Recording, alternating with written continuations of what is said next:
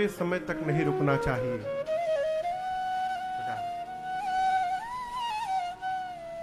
जो विरक्त भाव के महापुरुष है, सन्यास में प्रवेश कर चुके हैं, गृहस्थ के घर जाना चाहिए उनके जीवन को धन्य करने के लिए, लेकिन वहां लंबे समय तक नहीं रुकना चाहिए। और जो गृहस्थी है हमारे आपकी तरह, हम लोगों को विरक्तों के पास भी बहुत लंबे समय तक नहीं रुकना चाहिए। क्यों? धर्म अलग अलग है। विरक्त यदि गृहस्थ के घर में बहुत रहने लगा तो कहते हैं मानस का सिद्धांत है संगत जति मंत्र ते राजा मानते ज्ञान पानते लाजा। खतरा है फिर। और यदि गृहस्थ सन्यासी के पास रहने लगे, विरक्त के पास रहने लगे, तो उसके गृहस्थ आश्रम में खतरा आ जाएगा। उसका भी मन होगा विरक्त हो जाए। एक कथा मैं आपको सुनाऊं। 2022 में मैंने एक जगह कथा की, मैं नाम नहीं लूंगा। उस सुन रहे होंगे तो समझ जाएंगे कि मेरी चर्चा हो रही है। अपने गांव पे कथा कराएं, बड़ा भव्य आयोजन कराएं, अब बड़े भाव श्रद्धा से कराएं। हैं भी बड़े, वास्तव में बड़े अद्भुत है, बड़े मेरे बड़े प्रिय है बाबू। कथा कराएं। उनके कथा के 2 महीने बाद, 1.5 महीने बाद हम लोग मॉरिशस गए राम कथा गाने। मॉरिशस से लौटे बंबई, सवेरे सवेरे उतरे थे रात को 1-2 बजे के आसपास बंबई, और फिर 12 घंटे बाद दिन में 1-2 बजे दुबई जाना था राम कथा गाने। वहीं से तो वहीं एयरपोर्ट के पास एक होटल में जाके सोने चले गए कि 3-4 घंटा सोना है, फिर स्नान ध्यान संध्या करके फिर निकलना है आगे। तो जैसे मैं सोया, न जाने उनको कहां से सूंघ लिए सूचना मिल गई कि हम बंबई आ गए हैं।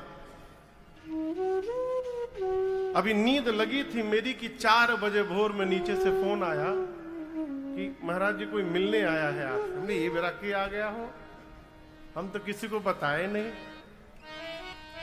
नीचे गया मैं जहां बैठका था होटल का, तो देखा कि वही है अजीबोगरीब स्थिति में, और उनके साथ 2 लोग और थे। हमने कहा बाबू इस समय, तो रोने लगे। हम समझे कोई घटना घट गई, क्या हो गया। हमने बाबू क्या हुआ हो? बोले महाराज जब से कथा सुना हूं तब से बिजनेस में मन नहीं लग रहा है, अब ना घर में मन लग रहा है, मन कर रहा है आप ही के साथ पीछे पीछे घूमते रहें। हमने क्या बोले? इसीलिए कथा सुनाया कि घर परिवार विरक्ति हो जाओ। हम तो पहले समझिए विरक्ते भाव की कथा गाते ही नहीं है? हम तो प्रेम भाव की कथा गाते हैं। अपनों भी भगवान को प्रेम करिए और पूरे परिवार को भगवान में लपेटे रहिए। फिर उनको बहुत समझाया, करीबन 1.5-2 घंटे में उनसे मैं अपनी नींद भूल गया। 1.5-2 घंटे उनको समझाया। कहा घर से कब से निकले हो? बोला महाराज 21 दिन हो गए। बोले घर वालों को पता है? हमें किसी को पता नहीं है। हम कहा तुरंत अभी बगल में एयरपोर्ट है, जहाज पकड़ो इसी समय, भागो दिल्ली। तो वो 11 बजे तक दिल्ली पहुंच के फोन के महाराज घर आ गया, अब ये अपराध दोबारा नहीं करूंगा। कहने का अर्थ है गृहस्थी को विरक्ति के पास जाना चाहिए, मार्गदर्शन लेना चाहिए कि परिवार में घर में रहते हुए भजन कैसे बनता रहे। उपाय बताइए, आशीर्वाद लीजिए, सेवा करिए, प्रणाम करके फिर अपने गृहस्थ में प्रवेश करिए। सरकार गलत तो नहीं बोल रहा?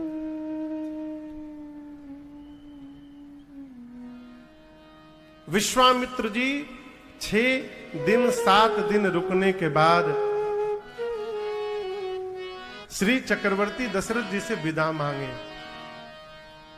और ये प्रसंग बड़ा अद्भुत है।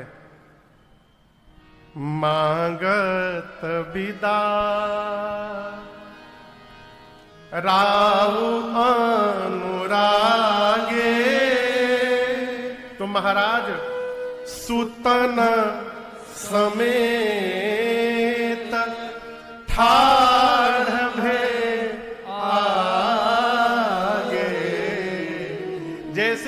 विश्वामित्र जी ने दशरथ जी से कहा, महाराज अब हमको विदा करिए यहां से। श्री चक्रवर्ती जी बच्चों को बुलाएं। कौन बच्चों को?